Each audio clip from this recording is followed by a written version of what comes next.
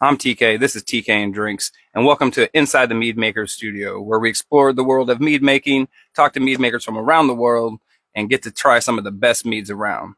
So tonight, we're actually not speaking with a mead maker, but I believe I have scheduled Mr. Josh Lamp, the president of the AMMA. I'm hoping to be able to get to talk to him, got some questions for him, see if we can't just fill out the whole AMMA situation and, get a little bit better understanding of, what they're about, where funds are going, and just, like I said, just a better understanding of what exactly is going to be, what the AMMA has to say. I know there's been a big shakeup over there in the past couple of years. They've gone through a number of presidents and a number of regime changes, I guess, let's call them for lack of a better term. And I couldn't get anybody from any previous administrations to join me or even really say anything kind of off the record about it. Everybody was kind of hush hush. There was one person that offered me some insights, but most of all, it was kind of just everybody really wanted to keep it off the record.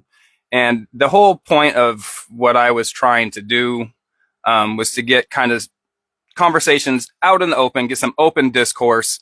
Let's have the conversations that people have behind closed doors and in private rooms. Let's have those types of discussions out in public, because if we really all feel that there's something to be talked about and something that may need resolving, I'd say that having open discourse is the way to get that done versus people talking in back rooms and whatnot and just quote unquote praying that it's gonna change or hoping that it's gonna change or anything like that. So while we wait for the AMMA members to show up, let's go ahead and get into a brew that I've got. So yesterday, stay in camera here. Yesterday, I was received a mead mail from my friend in Florida. He was kind enough to go over to Brulahan Meadery and pick up some stuff for me and send it over here. So I've got a couple of his serums, which are the session meads from him. We've got a double cherry brulee and Serum 38 cranberry pomegranate. So if there's anybody that has a preference out there, we got the cherry brulee or cranberry pomegranate. First comment gets the first comment gets the choice of the drink for the night. So so I've reached out to the AMMA, I don't know, several months ago at this point, at least a few to several months ago, and I really wanted to get them on board and talk to them and like I said, answer some of these questions. Cherry it is. Way to go, Drinking Horn. Appreciate you. Solid. Good looking out. And there's another one coming in for the cherry. All right. Cranberry pomegranate. You have to go back in the fridge. All right. Let's give it a quick roll. Ooh, one coming in for cranberry. Sorry, Dad. You're a little bit late. Oh, and cats are causing a ruckus in the back. All right. Ooh. This thing is fizzing a little bit. So let's see if we can't. All right. There we go. Did not spill it. Did not fizz over. Ooh. Love the color on that. All right. So this is, I have no information on there. I don't know what's in it, what's not in it. Cherry brulee, double cherry brulee. So I'm hoping that's double cherries. From that little sip I got, the cherry was very intense straight away. Tart cherry. Ooh, get the brulee on the, definitely have that on the nose. Kind of like caramelized marshmallow, like toasted marshmallows. A little bit like, maybe like a lighter molassesy type of characteristic to it. Definitely some honey, and surprisingly enough, not very much cherry. I'm kind of really looking for it. I mean, it's in there on the backside, but it's not very strong. So let's go ahead and get straight into the taste.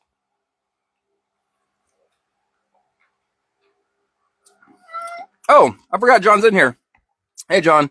It's okay, Bellaton and Montmorency cherries. That bad boy is tart. So I get the brulee part on the nose, and I definitely get all the cherry on the taste. This is amazing. Caramelized brown sugar. Okay. Graham crackers. Oh man. Yeah, this is this is definitely a unique characteristic. So his serum brand, or the serum line, is all sessions. So this one's 37 and 38. I've got a Mountain Dew one in there I'm saving and do in my review series that I'm saving up. I got about 9 really killer meads that's going to make for a really unique series.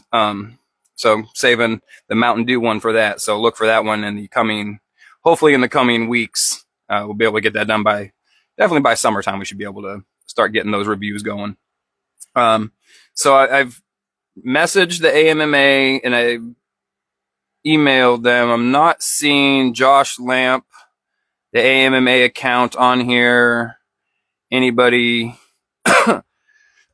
excuse me, anybody official that's popped in. I guess in the meantime, we can go over some of the questions that I really want to ask them, and anybody else who wants to add in or modify any of these questions, feel free. And if we don't get them on today for whatever reason, we can just have those ready for if they do want to come on. So first and foremost, I just wanted to say that the AMMA, one of the things I read off their website, it's not like doesn't say it's like their tagline or anything. I can't even remember exactly where I saw it. I believe it's right maybe on the front page or like the About Us thing, but it says, there's a portion that says, quote, the AMMA claims to be, quote, the voice for meaderies within or doing business in the United States, as well as a resource for home-based mead makers. This voice is communicated through press, marketing activities, public relations, and by working on legislative issues.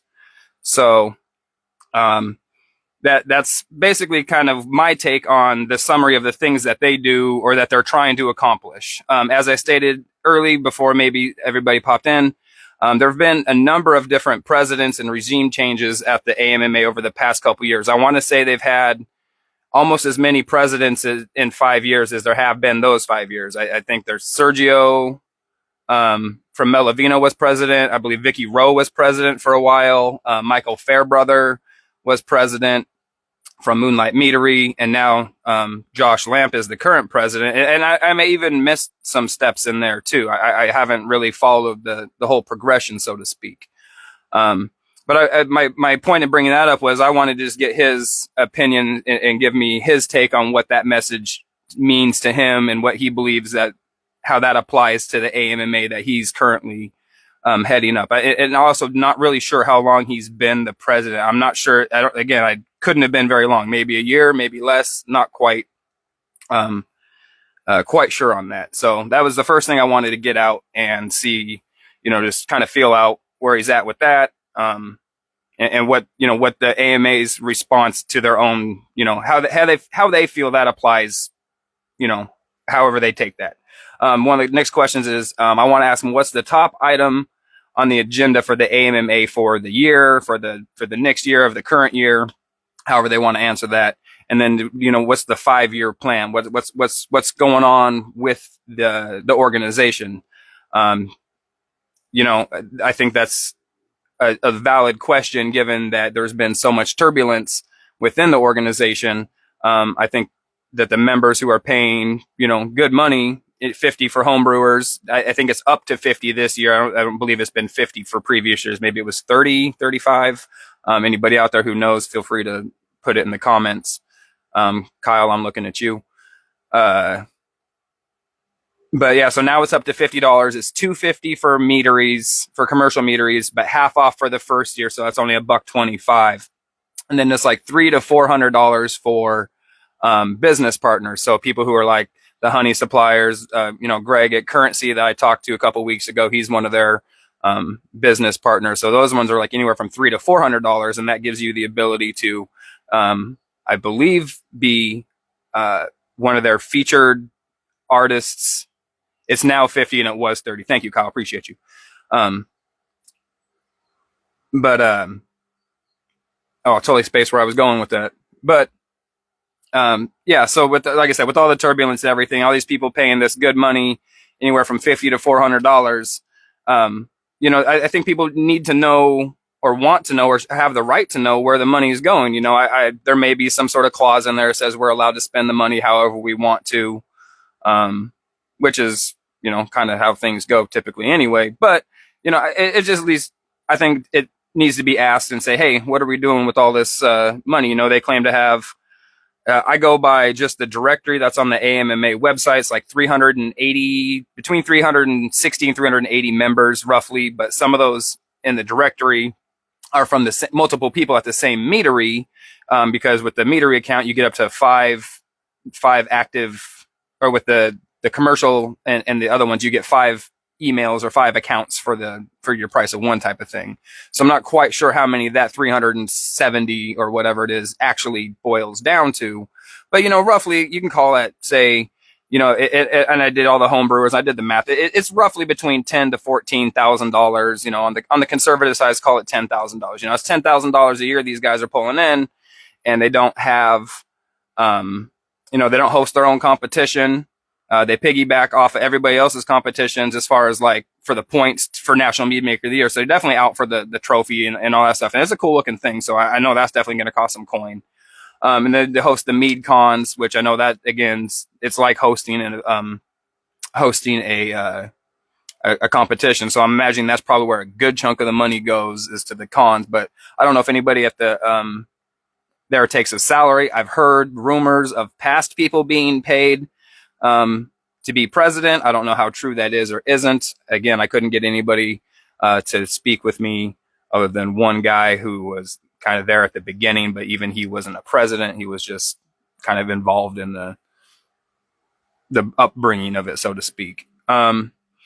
So my next question would go ahead and then try to segue into, does the AMMA currently have any legislative priorities? It says right in their thing, the voice of the communicated through press, marketing activities, public relations, and by working on legislative issues. So what is the current legislative issue, or a current legislative issue, or one that we've recently worked with? Because I know that online there's a couple that they list, but they all seem like the newest one was like from 2020, and it was more about, it was like something about a bill about an excise tax being removed for different types of establishments, and I think meaderies kind of fell into that category. But I'm not quite sure how much the AMMA played a part in that. Again, it's kind of vague.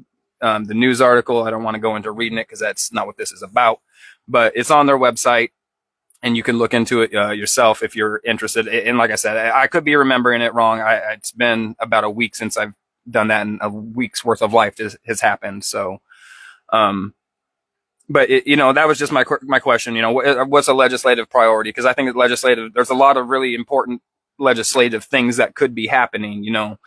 We've got 50 different states with 50 different issues to go through, as far as different. Each state has its own set of rules that it takes to get become state compliant for their alcohol rules, and then obviously there's the TTB on top of that. It'd be cool if they had like a list, and maybe they do behind the paywall. I don't know. Maybe somebody can confirm if they do or don't. If they have a list of TTB regulations, like a quick little how-to, a pamphlet, something that says, here's all the steps to become TTB compliant, like a bullet points thing. So, hey, I'm going to be commercial. This is the things I want to do. I can just download that, and it's like a quick little check sheet that is AMMA approved. So you can trust that the standard has been met, and that as long as you do what's on here, you're good to go, because it's been vetted by the AMMA. The voice of meaderies within or doing business in the United States, as well as a resource for home-based mead makers. I think that would be a phenomenal thing. If they could expand that out to, include as a potential project, states by state, maybe some of the ones that are easier to work with. I know like Florida, Texas, Arizona. Some of these places have some pretty lenient laws compared to some other states that have, like Michigan and California, that have much more stringent laws. So maybe start with the ones that are more lenient and kind of work forward from there. I don't know. I'm just spitballing ideas. But I was just curious if there is any, if that's something that is planned on. Planned. Is there anything legislative planned? So, and then I wanted to ask, what is his, what you think is the biggest accomplishment that the AMMA has made so far? Because I looked through the site, the news articles and all the stuff, and based on the what what I'm calling the tagline, based on the tagline, it doesn't seem to be there doesn't seem to be consistency within the within those bullet points of what they're trying to do. Like, it doesn't seem like we're consistently, there's not consistent marketing activities. There's not consistent press releases. I don't think I've ever seen a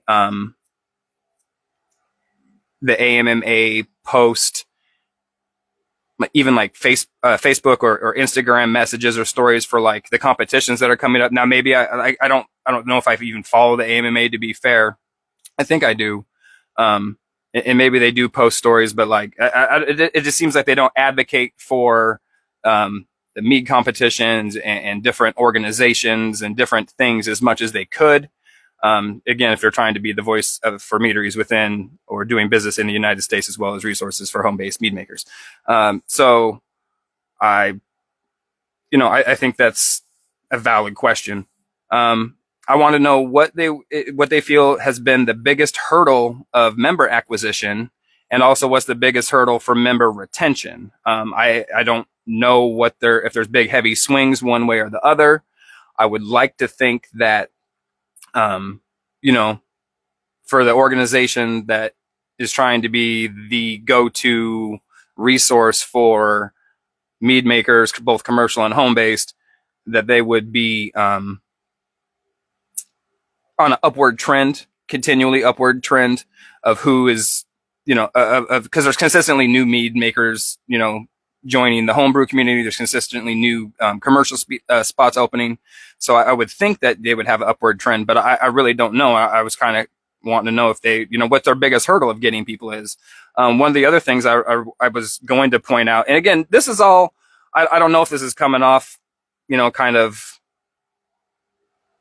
tongue in cheek. I'm trying to be as genuine as possible with my questions, because I know it's, like I said in the beginning, there's a lot of people that have asked a lot of these questions behind closed doors and have comments on these type of topics behind closed doors, but won't say things in a public forum. So I really just want to get to the bottom of a lot of these things. So if anything else, it just kind of squashes and changes the conversations behind, it changes the conversations about, oh, you hear what they said or this, but at least they can get their, what they say on the record for these things. The AMMA posts a decent amount on Instagram. At least I feel like I see a post from them frequently. And I do agree with you, Steve, especially since the beginning of the year. They started their meadery spotlight, and I think they were doing a homebrewer spotlight. I think they continued both of those through the month. So every month they're posting, highlighting one of their members. I don't know what is taken. I think Three Hands in here. Were you guys one of their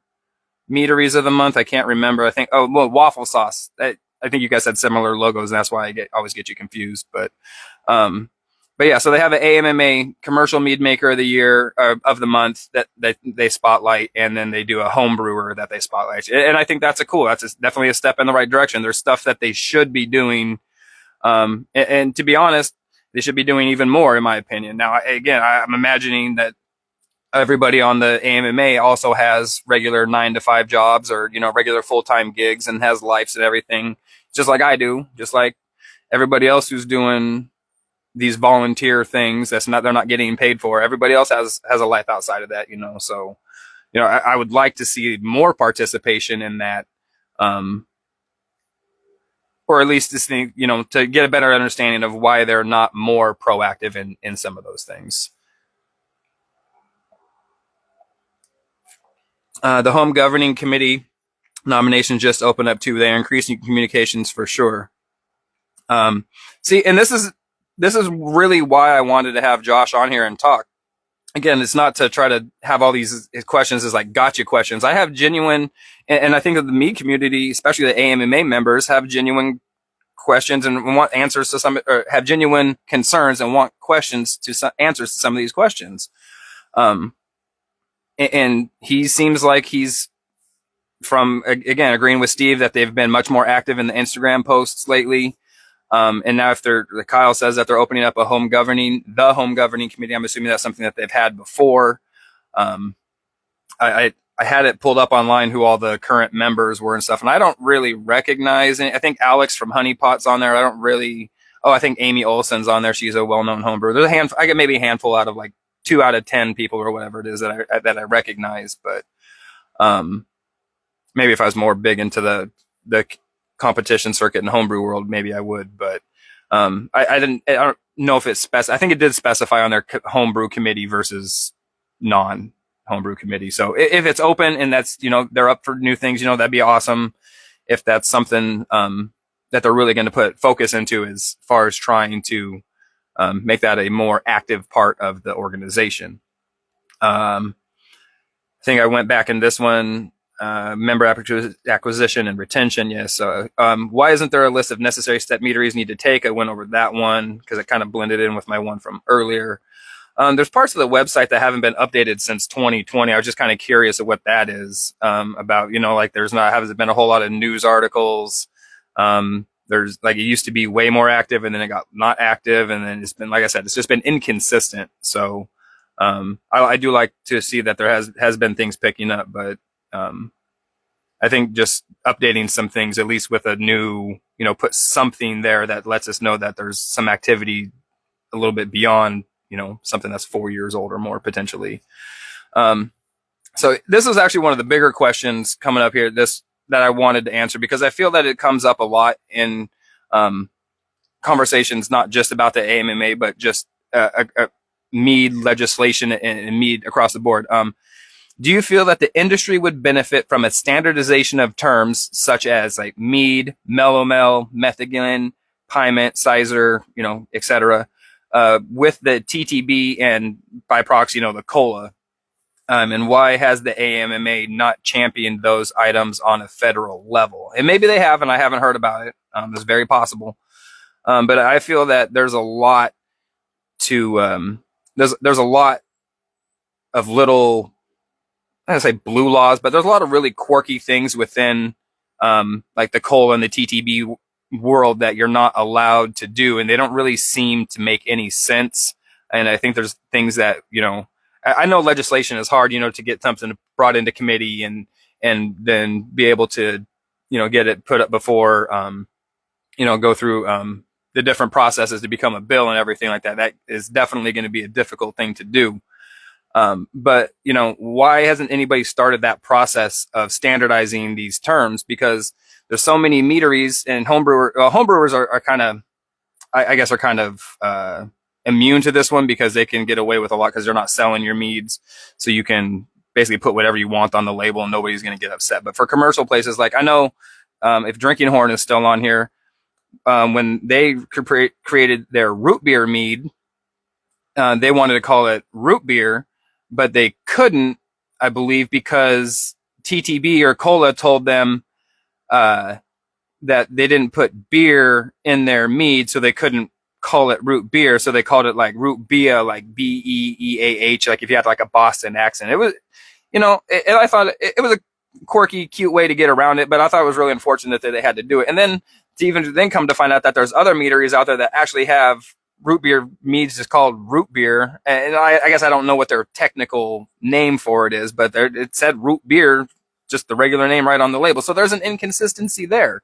It seems like that's something that the AMMA should be championing, or at least championing somebody to go in that stead who wants to take up that mantle and organize. I know that would be quite the thing to try to organize a whole new category for the TTB or greater definitions within the wine category if we're going to remain there. I think, like I said, a standardization of terms would really benefit everybody that's plans on going commercial, and probably the homebrewers in some way that I'm not thinking about and I'm not really curious. I'm not aware of because I'm not too familiar with that. Steve says, I'm curious who is the lobbyist for them if they have one. Again, that's what I'm saying. They probably don't have a lobbyist would be my guess. And if there is somebody that's on a payroll, because lobbyists take a lot of money, Three Hands says the quirkiness of the TTB reaches beyond the mead world. My day job is at a winery, and it's just as much fun in that world too. Oh, I can only imagine. Anybody, I imagine cigarette manufacturers. You don't see craft cigarette manufacturers out there anywhere because the TTB's got them so dialed in. You can't even hardly grow tobacco on your own without licenses like you're growing pot or something like that. It's bananas. And to think that at one point that was like a cash crop, like you almost had to have dedicated acres to tobacco and hemp. And, I digress. So yeah, the quirkiness of the TTB, knows no bounds, unfortunately. And again, if they had a lobbyist, if there was somebody like that to be, a voice, for meaderies within or doing business within the United States, as well as a resource for home-based mead makers, I think that would be something that they would want to, go ahead and put forward as, something that they want to do. Or even make possibly their primary focus. Again, sorry, that sounded kind of tongue in cheek. I've tried to be serious with this, but it seems so easy to me at times. And I really just want to know why these things haven't been happening. Why is everybody paying into this organization and not, everybody, when I asked, even there's a comment section that's live on my Instagram. You can go look at it right now if you want to leave the live and go check it out. I don't remember when it was, back in like February or something. I posted just a logo of the AMMA and asked for your personal experiences with them. And I got, I think 3 people commented back, and one of them was Jeremy Clausing, who's not a member, but I think echoed a lot of people's sentiments with the fact that he says, I don't really see any benefits. Now, not being a member, he has a slighted view, but I don't see any benefits beyond the discounts for the suppliers. Yeah, it's nice to get discounts from Currency or Walker Honey Farm or whoever these guys are. That's, discounted anything these days is definitely nice. But, is it really, again, for the commercial mead makers especially, now you're paying, because you are a commercial organization, now you're paying $250 a year for the same benefits that the home brewers are making. It seems like it seems like it's the same thing in the competition world. Commercial mead makers get raked over the coals for more money because they're a commercial organization. I don't know. Again, I don't run competitions. So maybe there's more of a reason for those things happening, that I'm unaware of, but let's see, exactly what could happen if, if there was a standardization of terms. I think that would be an amazing thing.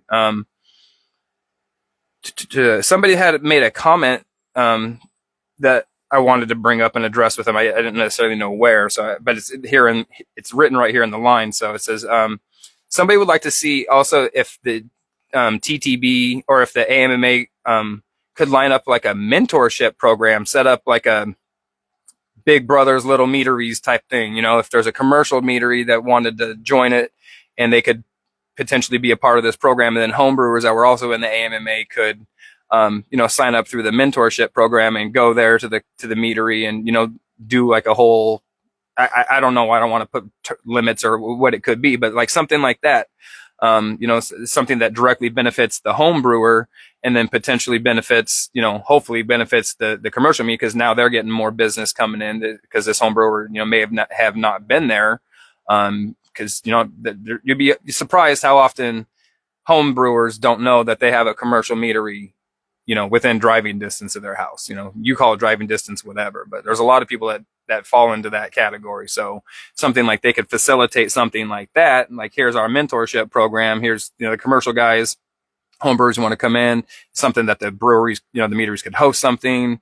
They could work it out individually. I don't know. Just like, I think it'd be cool if there was something like that. Somebody had mentioned that, and I thought that was a really cool thing I wanted to bring up too. Or even again, how-to classes on, federal licensing, taxes, different things, at least on the federal level, that they do apply for, or that they do, currently, the state related stuff, I understand why that's a bit more challenging, but on a federal level, that's only one organization you have to deal with. So I think that's a much easier thing for them to do. So I think, at least classes on federal taxes on how to do all your stuff for the TTV and for COLA and all these things would be a great resource to their members. And again, not being a member, I don't know, because they do have a paywall and there is a membership area, but I'm assuming it's kind of like the paywall that like got Mead or like any of the discords where it's recipes, maybe some older,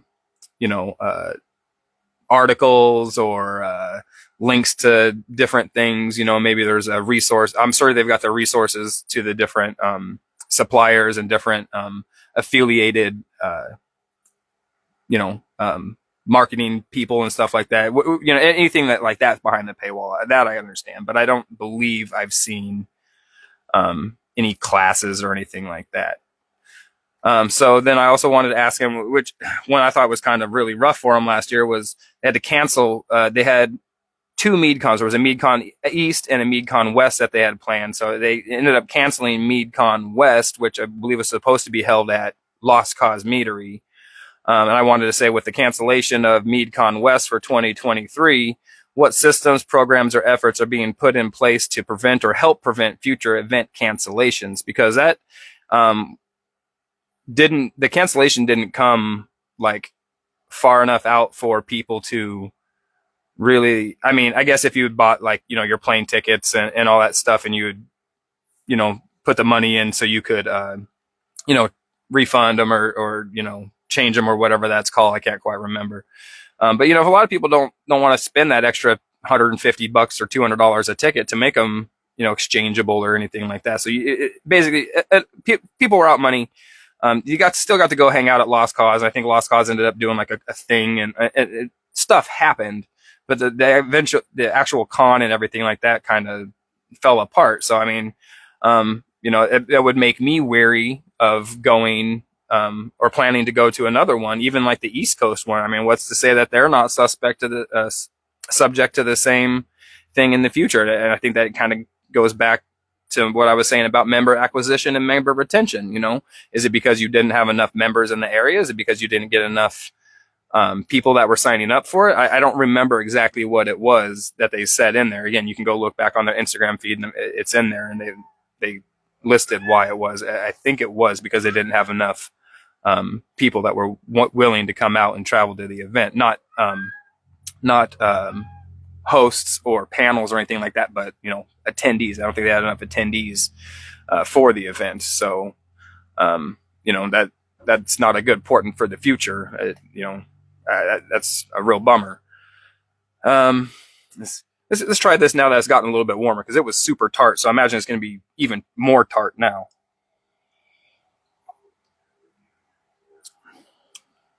Actually, it's mellowed out a little bit, and I'm getting that graham crackery, brown, sugary type of stuff more. This is definitely right on, John. This is amazing. I like this one.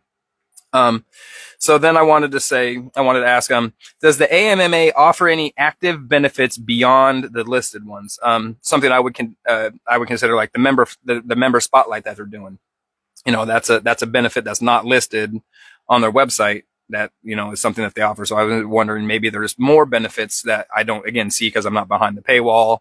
I'm not an active member. So do they offer any other active benefits beyond the listed ones? I know about the passive benefits with the discounts and stuff. Then I wanted to ask if there's anybody at the AMMA that takes a salary, or, because I've heard rumors that in the past that there was presidents that did make, did take pay. I don't know if I call it a salary or stipend. I don't know, but there was people that were getting money from the organization for being in that position. I want to then see, what's the biggest tool the AMMA offers to mead makers? What do you feel is the biggest tool that the AMMA offers to mead makers? Is it the discounts? Is it the the community that they bring together? Maybe they have a AMMA members only Facebook group, or maybe a Discord or something that is much more active. And again, as not being behind the paywall, I don't know about this. So maybe that's something that's really a really hyper focused thing that is really active. And I just, again, don't see it. But I would really like to know, what's the biggest tool? What's the biggest reason that they think that people should join the AMMA. How does the AMMA plan to help members during the current craft alcohol downturn? All you commercial people out there, I've seen you out there. Blue Honey, Brulahan was out there. Three Hands, Drinking Horn. It's soon to be Sidetrack. You all see the numbers that aren't where they used to be. It seems like somebody who was the voice for meaderies within or doing business in the United States, as well as being a resource for home-based mead makers, would want to have a plan to help that community push through the downturn. We're seeing a lot of meaderies open, but I actually think that we're seeing a lot of meaderies attempting to open. I think we're seeing a lot of places that are in the process, but as actually opening, I don't think we've had one that's opened this year, and we're halfway through April, so we're coming on 4 full months.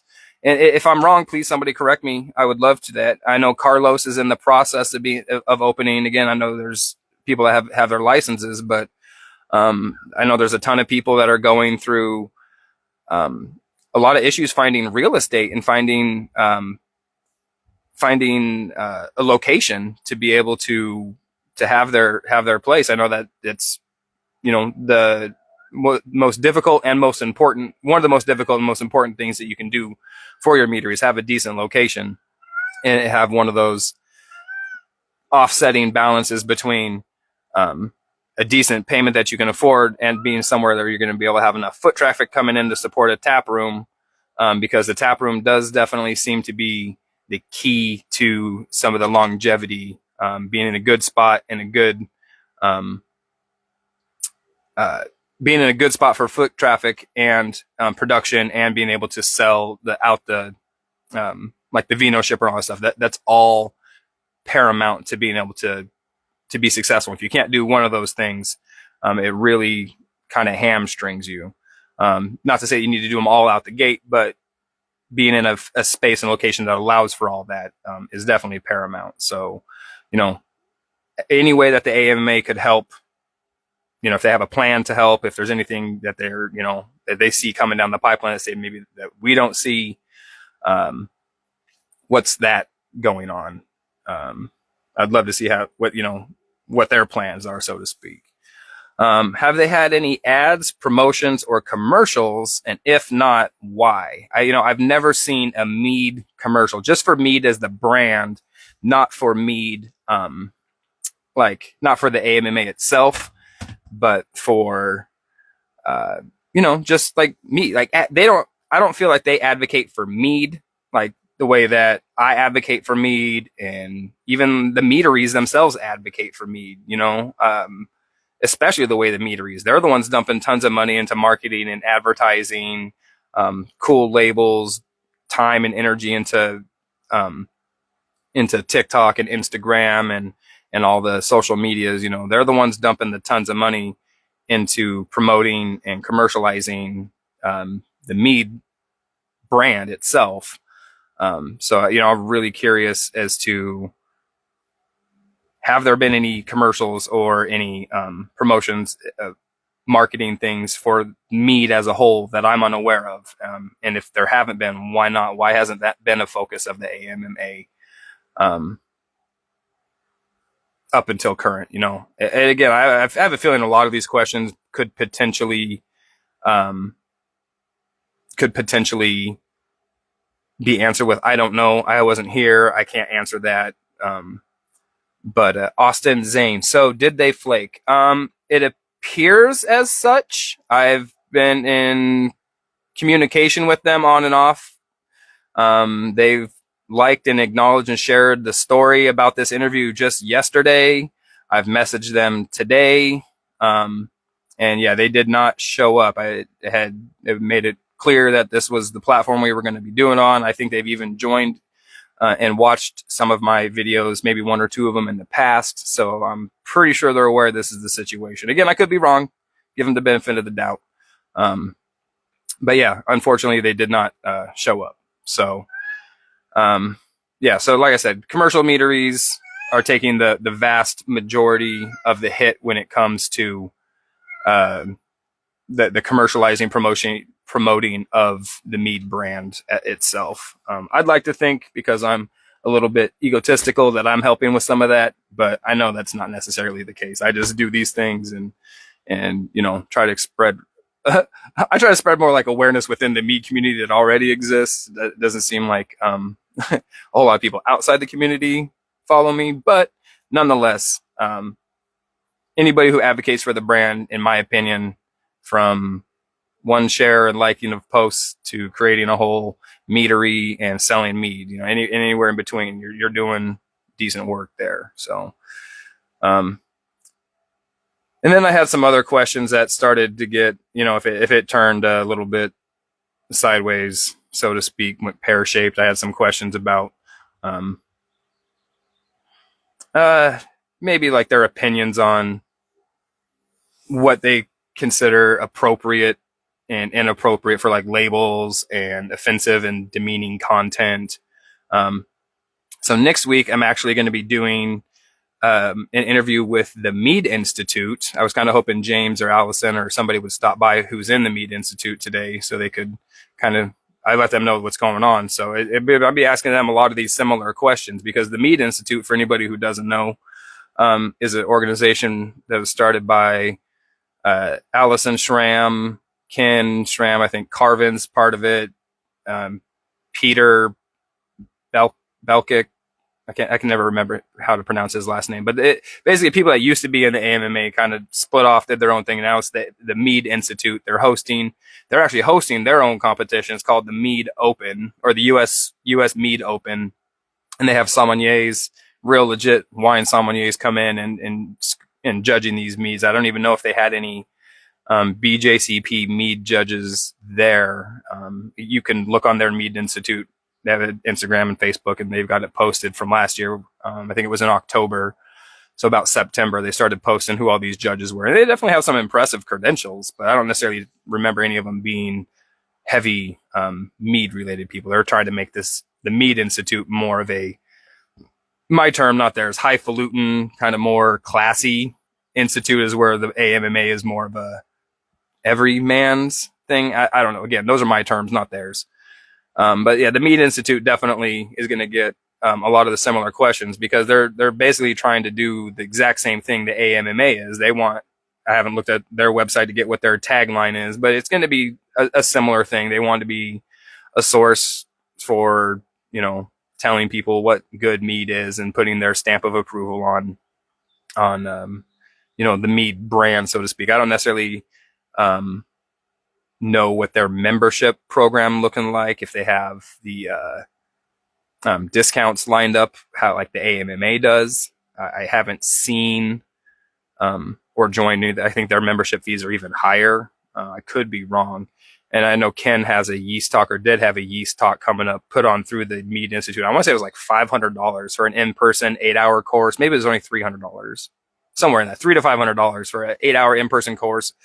And then you got to do, you could zoom in if you weren't able to make it. So I don't know how I'd feel about zooming in for a $500 class and not getting to actually be there and, be in the full encompassed experience. I think that is a bit much. I actually had my yeast talk planned and was talking with Dr. Hale, or Katie, she told me to call her, last summer. It's been actually almost a year that I've been talking to her, and Ken put his thing together. I think they were supposed to do it like last October, but then he got sick when he came back from, the Zoom option was cheaper. Okay. When he came back from Sugar Belt, he said he got really sick for like a month and a half and whatnot. And, so they ended up postponing their yeast thing. So now he's got that coming up. So I guess if you're interested in that, there's still, I'm pretty sure there's still spots available for that. If you're in the Michigan area or you want to zoom in and check it all out. The dude is a wealth of knowledge, and he's going to be offering up some stuff that information you can't otherwise get from him. So, but like I said, I digress. I really want to ask the Mead Institute a lot of these same questions. So, I watched an interview with Allison and James over on the Man-Made Mead channel, and they had talked about setting the standard for mead and being this, that, and the other thing. And so I want to ask them again all those same types of questions. But they had mentioned something about setting a standard as far as like what labels, you're not going to be able, they're not going to allow offensive or demeaning content on the labels that they're like, you have to get almost your labels approved through them, like in addition to Cole. I'm not exactly sure. I don't remember what they said, and I haven't been having a chance to ask them yet, but they said they wanted to be able to control what is and isn't offensive and or demeaning content. And the last I checked, Mead is for a 21 and over audience. There's not really any necessity to go any further. Like there's already laws in place for like hate speech and racism and sexism and all those types of things. So I guess it to me, it just kind of comes across as overly controlling to put it nicely, I guess. And again, I want to ask them, do you think people are hesitant to join because they don't, their value system doesn't align with yours, or there's two value systems that don't align. Because I know that that's personally a reason why I haven't joined any organizations, because I haven't found one that, aligns with the way I want to operate on a, I guess, official level. I don't know what the best way to put that would be. So yeah, I haven't got any emails. I got my email pulled up here on the laptop. I got messages. My Instagram's pulled up over here. I'm not seeing any activity or any of that. So unfortunately, it looks like we're not going to be joined by anybody from the AMMA tonight. Definitely field any questions. I know it's a bit early. It's only like 6:50, almost 6:50. We usually try to take this for an hour, but I got through talking about the questions a lot quicker than I think we would have had we been, having a discourse about them. But I agree 100% with, what Steve said earlier about, their activity and agenda is definitely improving. They are getting better with their presence online, certainly becoming more consistent with it, which is good to see. I would like to give the new president a fair chance to, get some stuff done and make, bigger changes before just lambasting someone and grilling them, not me grilling them with questions, but, just having everybody think it's just going to be the same thing again. I at least like to give the guy, an option, a chance to do something. So hopefully today was just a miscommunication. Maybe he didn't see the message. Maybe his alarm didn't go off. Hopefully something worse didn't happen. I would hate for that to be the case. So let's, I guess we'll just give him the benefit of the doubt and go from there. So maybe we can set up something in the future, maybe not. But at least everybody now knows where I'm standing. These are the types of questions, the types of things that a lot of people talk about behind closed doors. And this is, I actually think, I cleaned up these questions and made them very much more presentable, because a lot of times it's maybe, it's not some nice things that people are saying. And I get frustrations, especially people who used to be in the organization and aren't anymore. Or, especially, I really wish I could have got to talk to some people who were former presidents and former board members who wanted to say something on the record, or even off the record for that matter. It was no comment. It's probably because they don't trust me to keep their name safe. And again, probably because there's only a handful of people that have been president, and people could probably make some connections back to him and this, that, and the other thing. So I guess I get it. I guess some CYA. Everybody, got to cover their ass. But I'm not afraid, I guess. I hate using that term because it seems so like serious, but we talk about, if everybody just talks about it behind closed doors, and let's talk about it out in the open, and have some forward progress for our organization. How can we expect other people to take us seriously if we're going to act like high schoolers behind closed doors. We can't communicate amongst ourselves and solve our own problems amongst ourselves. How do we expect other people to look at us and want to take us seriously like with the TTB thing? How are we going to expect them to even want to standardize terms if there's constant infighting, and we can't even get a lobbyist, as was mentioned earlier. We can't even get organized to get a lobbyist to get a continual bug in the ear of one person enough to get Mead. In 2024, there's still people that are reaching out to the TTB, Mead makers reaching out to the TTB, that get TTB agents that don't know what mead is, don't know what a meadery is, and that's for being the oldest beverage in the, fermented beverage in the world. Cat, knock that off. Sorry. For being the oldest fermented beverage in the world, you'd think there'd be a lot more of a presence out there and be a lot more people, just a lot more awareness in general. So I really, really would like to see, that happen in the future, and wanted, maybe the AMA could make that happen, maybe not, I don't know. So if anybody's got any other questions, comments, concerns, I would definitely, love to hear what anybody has to say, because again, I feel these are all valid questions for the reasons that I stated already, and I'm putting my 2 cents out there. So if anybody wants to piggyback on mine, please come through. I would love to have more people join Spartacus in his journey. Man, I was talking so much I didn't even get a whole mead down. That's usually not my problem.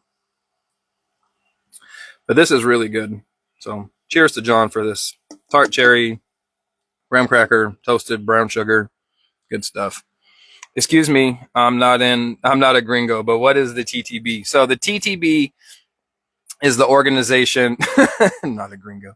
The TTB is the organization that took over monitoring and controlling alcohol sales and stuff from the ATF. So the ATF, I believe, is still an organization. I'm not quite sure, but they, I think, only deal with like the firearms side of it. And the TTB, I think it's the Tobacco and Taxation Bureau or something like that. They basically took the A and the T. So they handle the alcohol and the tobacco, and the ATF now just handles the firearms. So they're the group that says what you can and can't, because I believe they also control cola. So they're the ones who say what you can and can't put on your labels. They're the ones that say approve and deny recipes. They're the ones who have the information where you file all your taxes with them. They're like the big dog in the government when it comes to alcohol here in America. And so you can probably see why it would be beneficial for a group like the AMMA to have a lobbyist out there constantly in the ear of that organization, letting them know, hey, this is what mead is. This is, constantly benefiting, like a salesman. Why isn't there a mead salesperson out there? I think that's what a lobbyist is supposed to be. Almost a Three Amigos reference with the, excuse me, we're not Mexicans. Dude, it's been so long since I've seen Three Amigos. Man, I have to go watch that now. So, like I said, anybody who has any questions that they want added to this, or any want me to expand on any of the questions, any comments on my questions, anything like that, definitely get a hold of me. If there's somebody that you'd like to see an interview with, or you want to interview with me, go ahead and shoot me a message. I always have an open door policy. Anybody out there is welcome to shoot me a message. I can't guarantee what time slots are open, obviously, for interviews, but if we can at least get the ball rolling. So that's an open door policy. Spread the word. TK Drinks has an open door. You reach out if you feel like it. You are not intruding at all. You are very welcome. So, well, I guess I'm going to shut her down a couple minutes early here. Like I said, join me next week when I'm hopefully joined by Allison and James, Allison Schramm Nager, James Nager from the Mead Institute and Schramm's Meadery. And hopefully a lot of these same questions be coming their way, because I think I can just swap out AMMA for Mead Institute, because it's basically going to apply across the board. You know, if you're going to be the ones going to bat against the AMMA, you know, you're going to have to face a lot of the same uphill battles that they are. So let's see what they have to say about it, and we'll go from there. So I don't know why, but in appreciation of Fox from the Man Show many, many years ago, ziggy zaggy, ziggy zaggy, oi, oi, oi.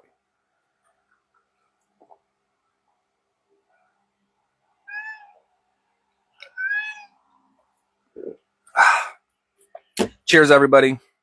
Hope to see you next week.